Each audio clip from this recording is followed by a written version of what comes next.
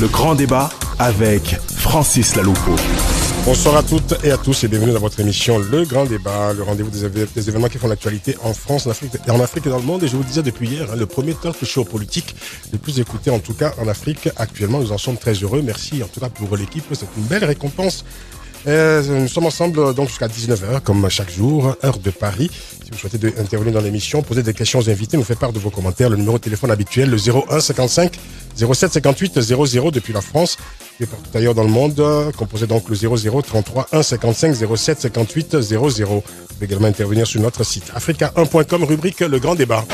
Africa numéro 1, Le Grand Débat. Après. Kidar Saleh qui nous salue. Comment se fait-il que M. Zakaria Abdilali soit le président de la Ligue des droits de l'homme, la Ligue djiboutienne des droits de l'homme, et a participé à la campagne législative djiboutienne en février 2013. M. Zakaria était le 7e sur la liste des candidats législatifs des opposants. Comment est-ce qu'une personne se disant représentant des droits de l'homme est liée à la FIDH et participer à une campagne politique en se présentant? Le conflit d'intérêts est-il pris en considération par M. Zakaria Abdilali? Vous allez peut-être lui répondre, maître, Kidar Saleh précise que c'est un scoop pour Africa numéro 1. Pas tout à fait, parce qu'on sait que vous êtes avocat, vous êtes également homme politique et évidemment président de la Ligue djiboutienne des droits humains. Est-ce qu'il y a conflit d'intérêts?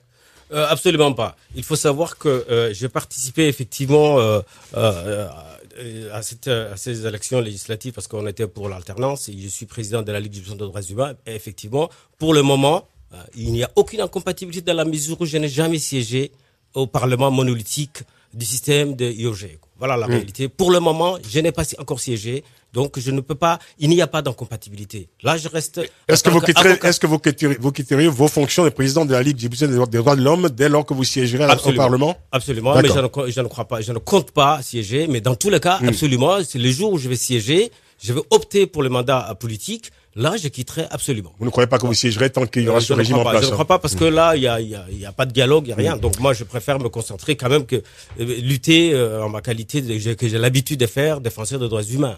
Messieurs, prenez vos casques, on va écouter quelques auditeurs à qui je demande d'être bref parce qu'il nous reste très peu de temps et on va ensuite passer aux conclusions avec nos invités ici en studio. Ne jamais se résigner. Kidar Saleh est revenu.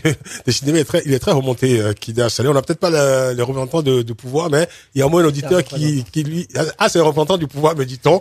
Évidemment, tous les Djiboutiens se connaissent, évidemment. Kidar Saleh, qui revient un peu à la charge, et dit que voilà, Maître Zakaria, il nous écrit sur Internet, Maître Zakaria, selon lui, Maître Zakaria Abdilali, selon lui, utilise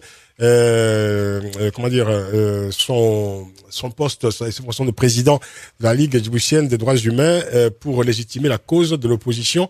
Et il se demande si la FIDH, la Fédération internationale des droits humains, des droits de l'homme, est au courant que Monsieur Abdilali Zakaria a concouru à l'élection législative de février 2013. Tout le monde est au courant, évidemment, puisque nous en avons nous-mêmes abondamment parlé ici.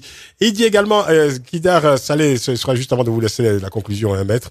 Il dit, alors, il se demande pourquoi Monsieur Zakaria et Monsieur Waberi sont dans l'amalgame permanent en instrumentalisant ce crime odieux, cet attentat à des fins politiques. Voilà, bon, ça c'est évidemment l'opinion de Kidar Saleh, et c'est très bien ici. Maître Zakaria Abdilali, c'est à vous. Ce genre d'intervention n'a aucun sens parce qu'on sait très bien les raisons qui sont derrière.